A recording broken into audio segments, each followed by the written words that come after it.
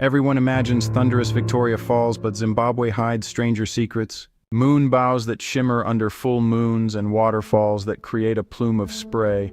Beyond the spray, Great Zimbabwe stone walls rise without mortar. In the midst of the Chimanimani Mountains, across wild parks from Gonarezhou to Malilangwe, elephants follow routes traced for centuries, while vanishing rhinos have been quietly reintroduced. The Vumba Botanical Gardens in Zimbabwe cradle one of the world's rare Afro-Antine cloud forest fragments that drape the Eastern Highlands in perpetual mist. Do you know that Vumba's gardens shelter over 100 species of orchids and several plants found nowhere else in Zimbabwe? Beneath towering tree ferns and ancient proteas, paths wind past moss-clad stones that seem to remember a different climate. Visitors often report leaves shimmering with tiny water beads after the morning fog, an optical secret that, honestly, few other gardens display. The gardens are a living catalog where scods older than many nations stand beside experimental collections of exotic rhododendrons brought from distant mountains. Scientists quietly map insect lives here that exist only within these tangled canopies. Yeah, insects whose life cycles depend on just one or two native trees. Between manicured beds and wild forest, silent streams carve miniature ravines that funnel mist to hidden pockets of biodiversity. In some hollows you can find lichens so specialized they act like barometers, signaling shifts in climate long before weather stations ever could. Local guides whisper of a tree believed by elders to hold the memory of the valley, its roots entwined with abandoned colonial paths. That oral map links Vumba to the broader Eastern Highlands, guiding researchers onward to Chimanimani and Nyanka's rugged peaks. Rare birds, including secretive sunbirds and the skittish Samango monkey, use the gardens as stepping stones between isolated forests. Each migration stitch ties VMA to neighboring reserves, making the gardens a quiet nexus of survival for fragile species. Stay with us, and we'll trace a single orchid's journey from a fog-drenched branch to a laboratory bench and back to the wild. That journey will reveal why Vumba matters beyond its borders, and how one garden became a lifeline for species at the edge of extinction. The secret of the Eastern Highlands begins in places like Vumba, where every leaf could tell a story that reshapes conservation worldwide. The Bindura grasslands in Zimbabwe host one of the last intact highland grassland ecosystems in southern Africa, sustaining endemic wildflowers and seasonal grazers. Do you know that some of Bindura's hilltop orchids only open after grazing fires, producing sudden carpets of bloom that disappear within weeks? These grasslands sprawl over gentle plateaus dotted with granite culpus and ancient termite mounds that steer the movements of zebra, antelope, and small predators. Beneath the grass, a complex web of ants and fungi recycles nutrients, making the land unexpectedly fertile despite long dry spells. At dawn, mist clings to the tussock, and you can follow spoor that links Bindura to nearby Merwe Hills and the river corridors that slice toward the Zambezi lowlands. Local farmers and pastoralists have learned to read these tracks, timing seasonal grazing to protect rare orchids and to allow soil recovery. The copious harbor lizards and rare geckos that navigate the sun-warmed cracks, while nocturnal genet shape the balance between herd and habitat.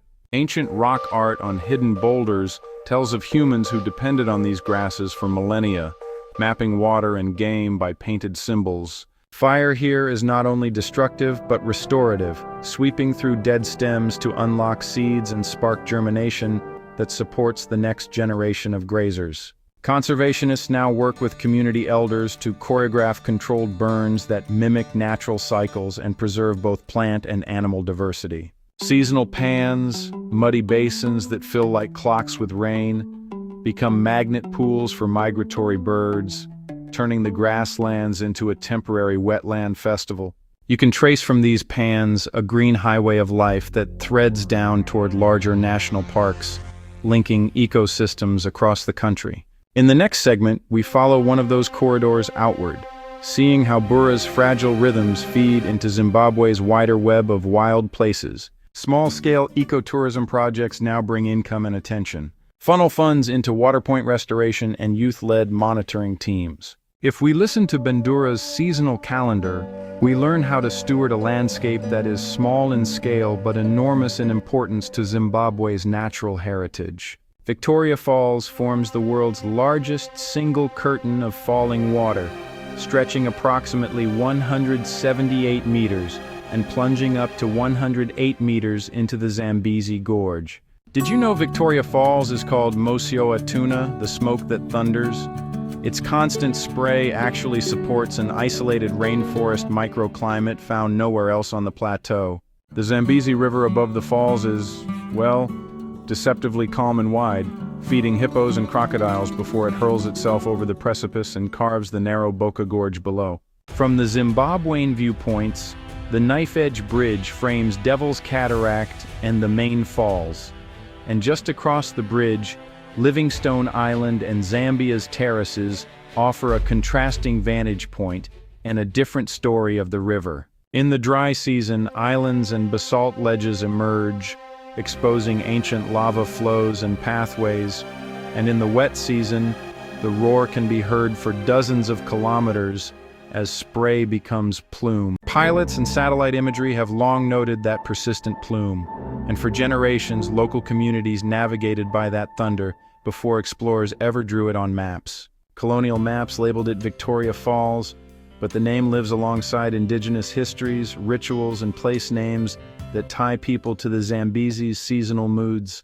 Today, you can stand on the cliff edge, take the daring dip at Devil's Pool on Livingstone Island, or follow the river downstream through wildlife-rich corridors that connect to national parks. That tiny rainforest fringe shelters plant species and birds that cling to the constant mist, creating pockets of biodiversity rare on the African plateau.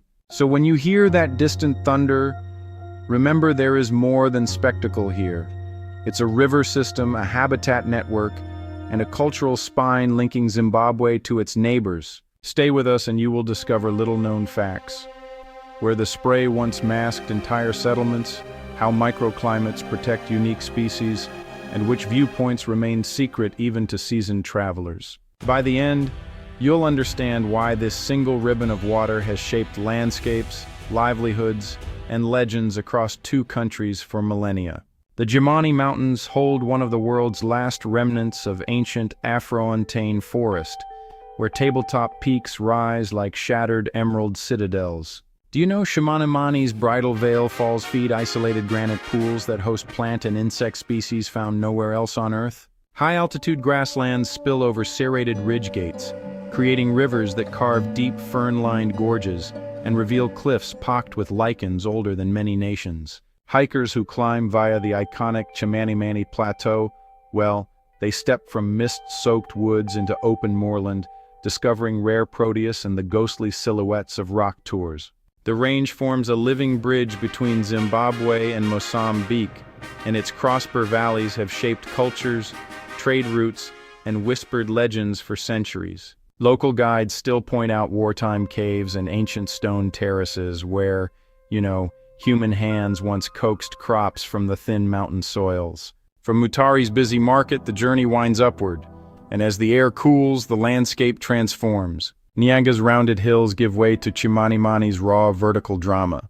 This sudden shift reveals why scientists really prize the area as a biodiversity hotspot, where microclimates let endemic frogs, sunbirds, and butterflies thrive in these tiny pockets. Many streams here glow with mineral clarity, reflecting sky and cliff, and honestly, the seasonal mist cloaks the slopes in a persistent, mysterious hush. Photographers chase the changing light across granite buttresses, while botanists map moss carpets that blanket hidden ravines like living quilts. Conservationists warn that climate shifts and invasive species threaten these fragile communities, making each valley a front line in a silent ecological struggle. Nestled in Zimbabwe, granite outcrops carve out microhabitats, pockets of life thriving against all odds. Among them, the Salisbury Kopje in Charara stands tall, one of the last urban bastions of ancient rock flora. This natural beacon has guided travelers for centuries, its bare granite reflecting the sun's rays long before streets were ever etched into the landscape. The shallow soils of the hill gather seeds and water, nurturing shrubs, lichens, and small trees. These tough inhabitants would find no quarter on the open ground, yet here they flourish, creating tiny ecosystems that cradle birds, reptiles, and insects. It's a living, breathing connection that links the Kopje to the green spaces across the city. But the Salisbury Kopje is more than just an ecological wonder. It's a testament to Harare's human history, marking the sites of early camping and settlements that later shaped the urban grid. Walk its slopes, and you'll find remnants of the past, foundations, rusted artifacts, and stone markers speaking of colonial and pre-colonial activities. From the summit, the city's parks, Harare Gardens and Mukuvisi woodlands align like pieces of a living puzzle, each piece owing its existence to the Kopje's presence. Conservationists argue that the Kopje functions as an ecological stepping stone, aiding species in their journey across fragmented urban habitats. Local groups organize guided walks and cleanups, revealing how these small pockets of native vegetation connect to broader river corridors and wetlands. Preserving the Kopje means more than just protecting rocks. It's about safeguarding memory, biodiversity, and the subtle interplay between nature and city life. Beyond the city, the Gonarezhou wilderness unfurls like a vast canvas, untouched and breathtaking. Its sandstone ridges have been sculpted over millennia, earning it the name Gonarezhou, the place of the elephant. Here, the giants of the animal kingdom still migrate across seasonal floodplains. The park's rugged cliffs glow crimson at sunset, creating a canyon amphitheater that captures both wind and silence. Hidden springs and isolated pans sustain rare bird life, including the endemic Rudd's lark and flocks of Cory bustard that stride like small dinosaurs. Rivers such as the Runde carve sinuous channels, becoming lifelines during the dry months, drawing hippos and crocodiles to their watering edges. Beyond the banks, packs of painted wild dogs hunt under moonlight, while leopard signs appear on sandy trails. Conserving Salisbury Kopje and the Gonarezhou wilderness is not just about preservation. It's about memory, biodiversity, and the importance of maintaining the intricate interplay between nature and city life. The echoes of the past whisper through the stones and trees, reminding us of the importance of these places, not just to ecologists, but to the entire city's sense of place and continuity.